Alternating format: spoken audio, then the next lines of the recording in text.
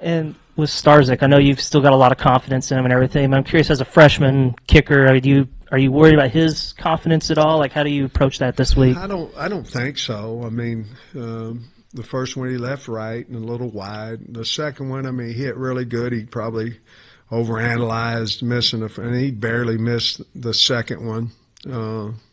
I've got a lot of confidence, obviously. You know, we took the ball. We took the ball to take the lead. That's, you know, what we're trying to do. We got down there. Of course, you know, hindsight, you know, would we have kicked it or not, you know, because if I knew how it was going the entire game, maybe we would have went for it. I don't know. But our whole deal in the staff was we're going to take the ball and take the lead and let them chase us, which we ended up chasing them the whole game. But he missed it. He certainly had made one this year already that way. But I have full confidence in him. He'll be fine. He's young. He'll be fine. And you know, probably more than the first question that I have on the 4th and 2 was I going to fake the second one? And we had a fake in that we thought would work. And the problem there was it was a 10-point game. And I thought, well, if we can make the field goal, we can get it to a 1-score game. But we're really risking to get it to a 3-point game instead of 7. And so we elected to kick it, and unfortunately we didn't make it.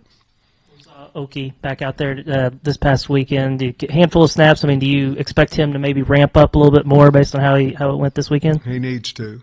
I mean, he needs to. He's ready to go, and didn't practice really full speed a lot last week. He practiced, but from the game he played fast for the limited amount of reps he had in practice. So he needs to, and I think he'll be in. We've already went over the injury report, and he should be ready to practice all week. If he does that, I think he'll play better. How would you assess your run defense so far, just on the whole, especially when you're looking at Memphis with that running quarterback and then a really good running back as well? Well, Memphis is scary running the football because they're good at it, and that's what they want to do. Certainly, I think we're better right now against the run than we are against the pass. But at the same time, we're not great at tackling in open space, so we've got to close that space and turn it back in. We didn't do that 2 or 3 times the other night where they got outside of us. But I think we'll have a really good plan and in the run game, and they're more of an inside type run game. Of course, when the quarterback keeps it, that becomes a space game. So we're going to work really hard on that and tackling in space this week. And I feel like we're a little bit better against the run than what we are against the pass right now. They can do both, but they want to run the football. Their coach is an offensive line coach, and they're trying to run it down your throat, which they've been successful, obviously, doing. Sam, with the kind of push you've gotten here the last 2 weeks, what are you seeing up front with your line? What are you seeing in terms of your run game? How confident are you there right now? In our run game? Run game, correct. I think right now, to be perfectly honest, the only disappointment in Saturday was our first down run efficiency, especially in the third quarter. They misaligned, and Mike took it 40-something. They had their whole defense on the left. We ran to the right, which is pretty brilliant, and there was nobody there. Marion ended up blocking the safety. But we run the ball, we're throwing it so well, and we're protecting pretty good, and so right now you've seen the first 3 games. We're doing basically what we want to do offensively. So I think we're fine there in the run game. It's just we got to be a little bit better on first down, especially in the second half of last week's game. Ole Miss was very good on third down in that game, and it seemed like there were some third down spots where you guys were struggling to get some pressure on the quarterback. How much were those two maybe connected there? Well, I don't. We didn't have any pressure on him. Who made the sack? Not Smalls. Miguel. When your leading sack guy is coming from the secondary, you're probably not putting enough pressure on the guy. And we've got to get better there, whether it's twist games or, we can't always blitz, and that's the only way we can get to the quarterback. We have to get better there. And with Quincy being hurt, he was one of our better pass rushers, and I think he'll be back. But all that goes hand in hand. We have to be better covering. We have to quit giving up penalties when we run a man coverage. But our guys have to get to the quarterback, and that'll be a challenge that we put to them this week as well as the first three. But we've got to get better there. Memphis's defense pitched a shutout last week. Just maybe what do you see kind of more holistically on that side of the ball and the challenges that the offense has to go through this week? Well, we're a totally different offense than what Troy was. Troy tried to empty them out, and quarterback just getting killed. They were bringing one more they could protect and knock the first guy out, and we're not going to do that. I can promise you that. But they play extremely hard, and they've got good players. And so schematically, it's something they do that we didn't see all last year, and with what we know about the opponents that we're getting ready to play, we're not going to see it again. So that obviously makes a difference. But that would be the only thing, they're a high quarters team, and they're going to give you some things underneath and come up and tackle as long as you can protect. But very different schematics that we have to get prepared for. We'll start today, and by Thursday we'll feel fine on everything we're doing offensively, I'm sure. Sam, when it comes to tackling from this past week for Ole Miss, what did you see on film that you guys can correct this week? We got to use the sideline. We have to use the sideline as our friend. We're not tackling terribly inside the box. Our D-line's got to get off blocks and make more tackles. But it's the space. And, you got to use your friend, your buddy, and vice him, or you got to use the out of bounds. And, they caught a pass over on the sideline. We didn't use the sideline, either one of the guys, and the guy goes an extra 35 yards down the field. To me, that's you got the sideline, force him out. They don't let him come back in, and we did, and it was the same way. Their backs were giving us trouble in open space. So we've got to use our friend. If we don't have a sideline, we've got to know where our guy's coming from. Is he coming from the outside? Do I force him to my friend? Or we've got to use the sideline if he's close to the sideline, and we're not doing a great job of either one of those right now.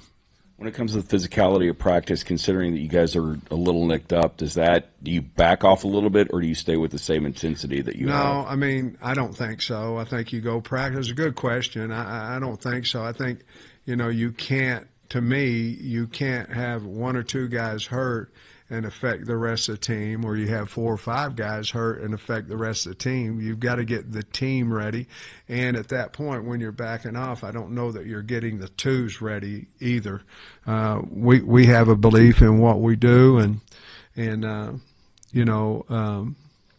it's difficult because, our offense is playing so well that you don't want to mess with that either. You want to continue, and you believe in what you believe, and I believe in Tuesdays and Wednesdays being physical, and that's how you get better. And so that's what we'll continue to do. We may slow down in week 9 or 10, but not right now. We've got to get better.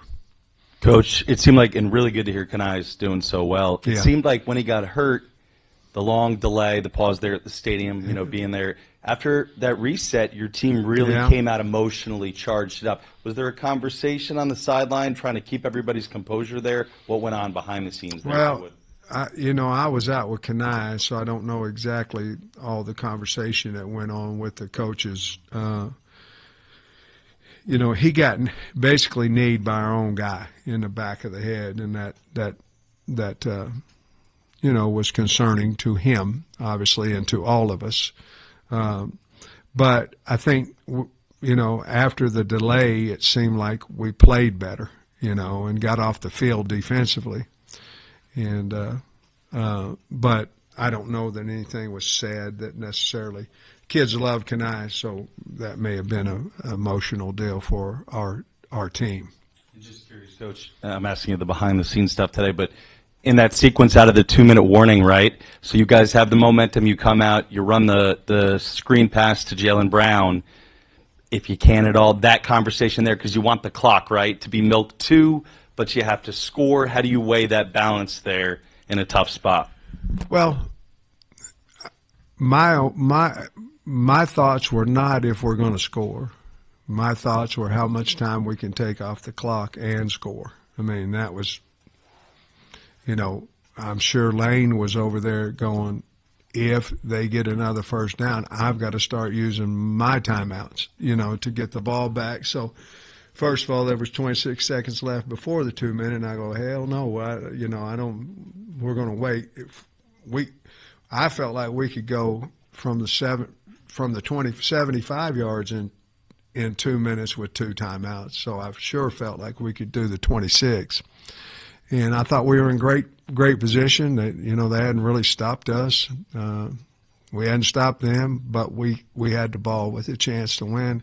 So the thinking there was, I always talk to Bobby, and before the next play, I'm always saying it's you. And if I'm saying that means I'm not going to use the timeout. And so that was on that case. That was what it was going to be. I think we'd been either 1st and 10 or 3rd and 1, and then the ball came out. But we were very, very confident that we had plenty of time to score, and we're going to win the game. It just unfortunate thing happened. We've been talking today about some of the defensive things that you're going to talk to the team about, but I wonder, from the big picture standpoint, you get the ball back, and if you go drive and score with 30 seconds or less, you got a road win. I just wonder how you feel big picture about where you guys are after that performance.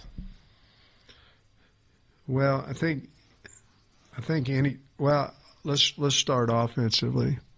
I think Taylor Green was the first guy in the history of this school that had 300 passing and 100 rushing. Goes back, I don't look smart very much, but I did say we got Taylor Green and we got a chance, and nobody else has him, and that's true. So I feel like offensively our line's better. Man, our wideouts are catching the ball well and running, tight end. We're good there. Running backs, good players, doing a good job. And I think we've got the talent to be much better on defense. And we've got to simplify some things, and we've got to let these guys play. And then find, somebody's going to miss a tackle. Okay, that's fine, but let's don't miss 10. Somebody's going to miss a tackle. Let's line up and make them earn what they do. Let's don't cut somebody loose. And so we've got to be a little simpler there. And then the special teams, we don't punt much, but Devin's doing a good, kicked it out at the 7. And but certainly special teams not a huge factor except for, they made their 2 and we didn't. So right now, I feel like the disappointment of losing can't take away that I think we've got a really good team and we can play with anybody that we play. Our opponents are very good, and so you have to play well. But I feel really good about the football team. We've got some things to correct, but I do think this is one of the better teams that I've had, even though we lost on the road the other night. I still think this is one of our better teams that I've had since I've been here.